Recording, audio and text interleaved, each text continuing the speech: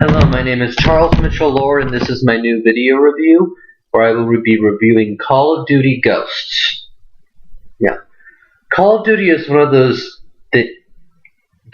games that's just insanely popular with millions of fans and all that, and it's actually got a surprisingly large hatedom. For every person who seems to like it, there seems to be another person who just hates every aspect of the game. Primarily, I suppose it's because it's popular, but I recently decided to give Call of Duty Ghosts a try, and I discovered, unfortunately, I am part of the hatedom. To all Call of Duty fans, I'm sorry. This will not be a positive review. You may click out now. Now, the first thing I'll bring up is I'm not going to go over the multiplayer or the extinction mode. There's a simple reason for that. If you have friends who play Call of Duty, you're going to get it even if it's a bad game. If it's the game you can play with your friends, it's worth getting. There are very few games that aren't fun when you have friends playing. Hell, even Resident Evil 6 or Raccoon City Chronicles is actually pretty dang fun if you have friends. In that case, however, I'd like to point out that sitting there doing nothing with friends is also quite fun. But the problem with Call of Duty is it's just not that good. I mean, first let's get to the genre. It's your standard cover shooter. It's got nothing special to it. You have a bunch of weapons that seem about the same. You've got assault rifle, you've got other assault rifle, you've got a pistol that's utterly useless.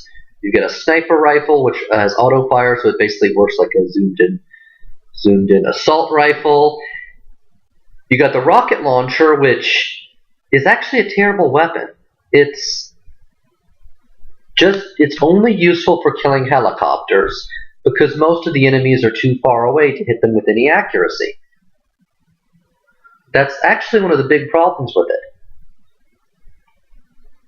it. The whole setup of the levels is bad, but I'll get to that in a second. But when you get down to it, there's no niche to the game besides guy pops up, shoot them, you hide behind cover.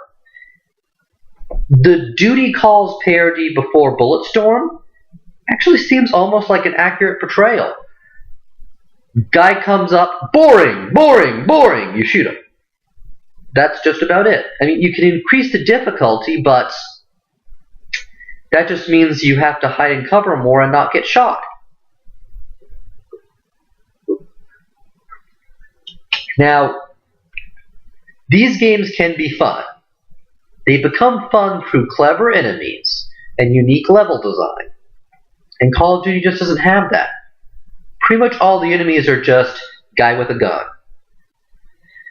The levels themselves are extremely linear. I mean, a lot of the levels early on were tutorial and using the dog or just standard stuff, and they were not just linear, they told you exactly what to do. If you made a slightest difference, failure, you broke the script, try again. Now, the dog's a clever idea, but he doesn't work. It's essentially the drones from previous games, only you can say, "Hey dog, kill that guy!" And he goes, "Rah, rah, rah," and a guy dies and distracts the enemy so you can go shoot them. The problem is this is very, very effective. And essentially it's the same thing as throwing a grenade. It's just a device to use for enemies who are hiding in cover. And there's no real thing to it.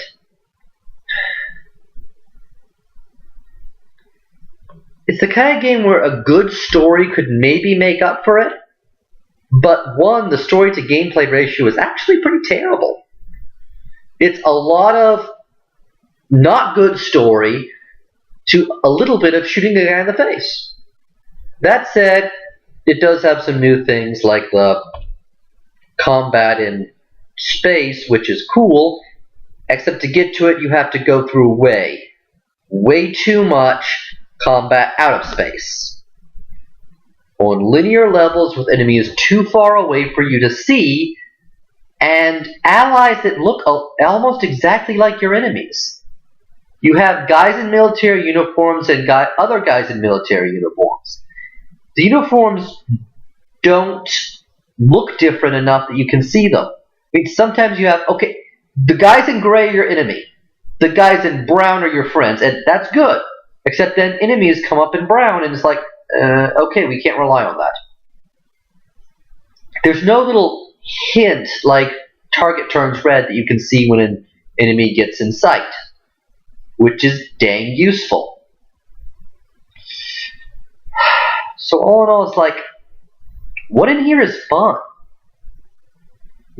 You could play Halo, you could play Bulletstorm, you could play 50 other, you could play previous Call of Duty games. This just doesn't have anything to make it unique from every other game in the genre that's out there.